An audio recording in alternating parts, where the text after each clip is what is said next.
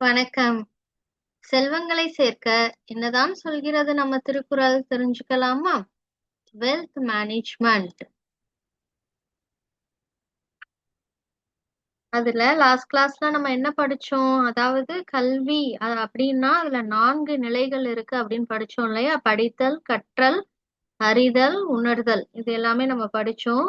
அதுல அந்த உணர்தல் அதுதான் என்னது? அந்த ஞானம் பெறும் நிலை. சரி, இந்த 3 நிலைகளையும் தாண்டி வரும் பொழுது அந்த விஸ்டம், அந்த அறிவு, அந்த ஞானம் நமக்கு கிடைக்கும் அப்படின்னு சொல்றாங்க இல்லையா? சரி, இந்த இந்த அறிவு செல்வம் இத எப்படி நம்ம முயற்சி செஞ்சு பெறது அப்படின்றதுதான் கேள்வியா கேட்டிருந்தோம். இந்த அறிவு செல்வத்தை நம்ம பெறுவதற்கு என்ன மாதிரி முயற்சி செய்யணும் அப்படின்னு நம்ம கேட்டிருந்தோம். நீங்க அழகா உங்களோட பதில்லாம் சொல்லியிருந்தீங்க. சரி, நம்ம திருவள்ளுவர் தாத்தா என்ன இதுக்கு டிப்ஸ் கொடுக்கறாரு, சரிங்களா, என்ன மாதிரி முயற்சி செய்யணும்னு சொல்றாரு அப்படின்றத இந்த அசைன்மெண்ட்ல நம்ம பார்ப்போம். சரிங் சரிங்களா? இப்ப எந்த ஒரு விஷயமா இருந்தாலும் ஆல்ரெடி நீங்க ஒரு குறள் படிச்சிருப்பீங்க. எப்பொருள் யார் யார் வாய் கேட்பினும் அப்பொருள் மெய்ப்பொருள் காண்பது அறிவு அப்படின்னு படிச்சிருப்பீங்க இல்லையா?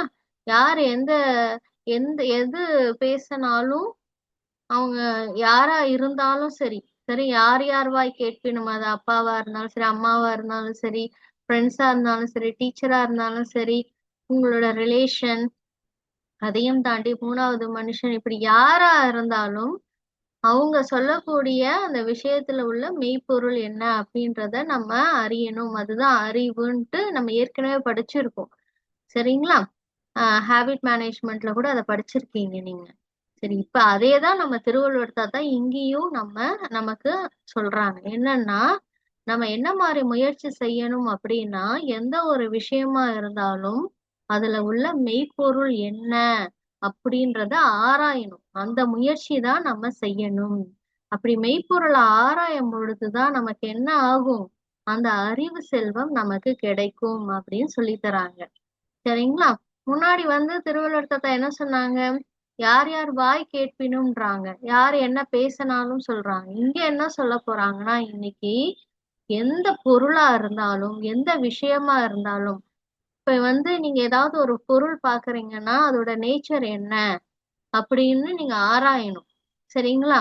பொருள் மட்டும் இல்ல, மனுஷங்களை பார்க்கும் பொழுது இவங்க என்ன மாதிரியான மனுஷங்க, அவங்களுடைய கேரக்டர், அந்த நேச்சர் என்ன அப்படின்றத நம்ம எப்பவுமே ஆராய்ஞ்சுதான் அதுக்கப்புறம் நம்ம அவங்க கூட பழகுறதோ தொடர்பு வச்சுக்கிறதோ அந்த ஸ்டேஜுக்கு எல்லாம் போகணும். ஃபர்ஸ்ட் ஆராய ஆரம்பிக்கணும். சரிங்களா? அடுத்தது இப்ப உதாரணமா ஆன்ட்டி சொல்றேன். இப்ப நெருப்பே இருக்குன்னா, இப்ப நெருப்பு மேலோட்டமா நீங்க பாத்தீங்கன்னாக்கா அது நெருப்பு. ஆனா ஆழமா நீங்க ஆராய ஆரம்பிக்கும் பொழுது அதோட மெய்ப்பொருள் என்ன அப்படின்னா, அதோட தன்மை அழிக்கக்கூடியது. நெருப்போட தன்மை என்ன? அதோட மெய்ப்பொருள் என்ன? அது அழிக்கக்கூடியது எதையும். சரிங்களா? இப்படிதான் நீங்க என்ன பண்ணணும். இது உதாரணமா நான் சொன்னேன்.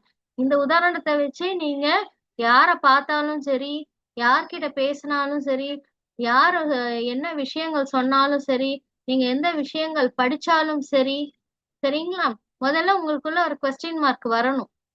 வேர், அதுக்குதான் இந்த படம் கொடுத்திருக்க பாருங்க. வேர், ஒய், ஹூ, வென், ஹவ். இப்படி என்ன பண்ணணும்னா உங்க மனசுக்குள்ளேயே கேள்விகள் எழுப்பணும். எதுக்கு, எப்படி, ஏன் அப்படின்ற மாதிரி நிறைய விஷயங்கள் உங்களுக்கு மனசுக்குள்ள கேள்வியா தோணணும். எந்த ஒரு இப்ப நான் சொன்ன இந்த விஷயங்கள் எல்லாமே நீங்க பார்க்கும் பொழுது ஒரு கேள்வி எழணும். அந்த கேள்வியை வச்சுதான் உங்களால என்ன பண்ண முடியும்? ஆராய முடியும்.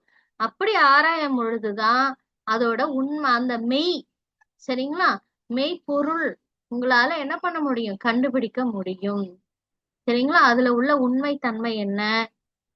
ஒரு விஷயத்த படிக்கிறீங்க, இப்ப நிறைய பாருங்களேன், யூடியூப்லயே நிறைய விஷயங்களுக்கு உங்களுக்கு வருது. அது எல்லாமே உண்மையான்னு உங்களுக்கு தெரியாது. சில பேர் என்ன பண்ணுவாங்க, மேலோட்டமா பார்த்து இது உண்மைதான் அப்படின்னு நம்பிடுவாங்க.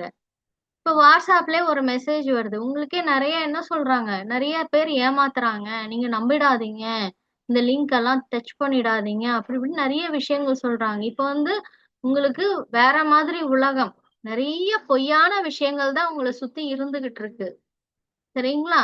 அப்ப நீங்க என்ன பண்ணணும்னா, எந்த ஒரு விஷயமா இருந்தாலும் இம்மீடியட்டா அதுக்கு ரியாக்ட் பண்ணிடாம, அத நம்பிடாம, நீங்க என்ன பண்ணணும்? இதோ பாருங்க, அனலைஸ் பண்ணணும். எது ரியல்? எது ஃபேக்? சரிங்களா? உங்களுக்குள்ள அந்த கொஸ்டின் மார்க் வரணும். அத இந்த படமும் உங்களுக்கு எக்ஸ்பிளைன் பண்ணுது. அடுத்ததுதான் உங்களுக்கு என்ன தெரியும்? அது ட்ரூவா, ஃபால்ஸா? அது மெய்ப்பொருள். அப்பதான் உங்களால என்ன பண்ண முடியும்? ட்ரூவா, ஃபால்ஸான்னு அனலைஸ் பண்ணி அந்த மெய்ப்பொருள் என்ன? இது சொல்றதுக்கான அவங்களோட இன்டென்ஷன் என்ன? உள்நோக்கம் என்ன? எதனால இத சொல்றாங்க? சரிங்களா? இப்படி வந்து நம்மளால அனலைஸ் பண்ணி தெரிஞ்சுக்க முடியும். இதெல்லாம் எதனால பண்ண முடியும்? முயற்சி செஞ்சுதான் உங்களால அந்த மெய்ப்பொருள், அந்த ஆராய்ச்சி செய்யும் பொழுதுதான் உங்களால அந்த மெய்ப்பொருள் காண முடியும். அப்பதான் அந்த அறிவு செல்வத்தை நீங்க பெற முடியும். இப்ப என்ன மாதிரியான முயற்சி செய்யணும்? மெய்ப்பொருள் காண்பதற்கான முயற்சி. அப்பதான் அந்த அறிவு செல்வத்தை நீங்க பெற முடியும். அததான் நம்ம திருவள்ளுவர் தாத்தா மெய் உணர்தல் அப்படின்ற அதிகாரத்துல எப்பொருள் எத்தன்மைத்து ஆயினும் அப்பொருள் மெய்ப்பொருள் காண்பது அறிவு அப்படின்னு சொல்லி தராங்க. சரிங்களா? எப்பொருள், சரிங்களா? எந்த பொருளா இருந்தாலும், இப்ப நான் சொல்லக்கூடிய விஷயங்கள் மனுஷனா இருந்தாலும் சரி, அது பொருளா இருந்தாலும் சரி, அது நியூஸா இருந்தாலும் சரி, நீங்க கேள்விப்படுற விஷயங்களா இருந்தாலும் சரி, ஒருத்தங்க பேசுறத பேச்சா இருந்தாலும் சரி, இப்படி நீங்க வந்து லிஸ்ட் போயிட்டே இருக்கு. அதனாலதான் சொல்லிட்டாங்க எப்பொருள் அப்படின்ட்டு காமனா நம்ம திருவள்ளுவர் தான் சொல்லிட்டாங்க.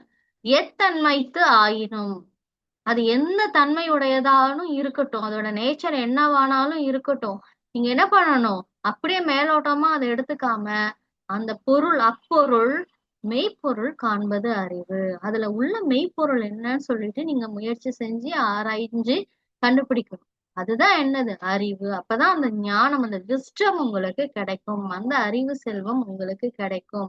அப்படின்னு நம்ம திருவள்ளுவர் தான் ரொம்ப அழகா அந்த திருக்குறள்ல சொல்லி தராங்க செல்லக்குட்டீஸ். இப்ப உங்களுக்கு புரிஞ்சிருக்கும்னு நினைக்கிறேன். சரி, அடுத்த டவுட்ட செல்லக்குட்டி வச்சுட்டாங்க. என்னன்னா, இப்படி வந்து நம்ம முயற்சி செஞ்சு மெய்ப்பொருள் கண்டு அந்த அறிவு பெறறோம் இல்லையா? அதனால நமக்கு என்ன அப்படி பலன் கிடைச்சிட போகுது அப்படின்ட்டு கேக்குறாங்க. சரிங்களா? அதோட பெனிஃபிட் என்னவா இருக்கும்? அப்படி என்ன உங்களுக்கு பெரிய பலன் கிடைச்சிரும்னு கேக்குறாங்க. உங்களோட பதில சொல்லி அனுப்புங்களேன் செல்லக்குட்டீஸ். இதுதான் எனக்கான அசைன்மெண்ட். தேங்க்யூ.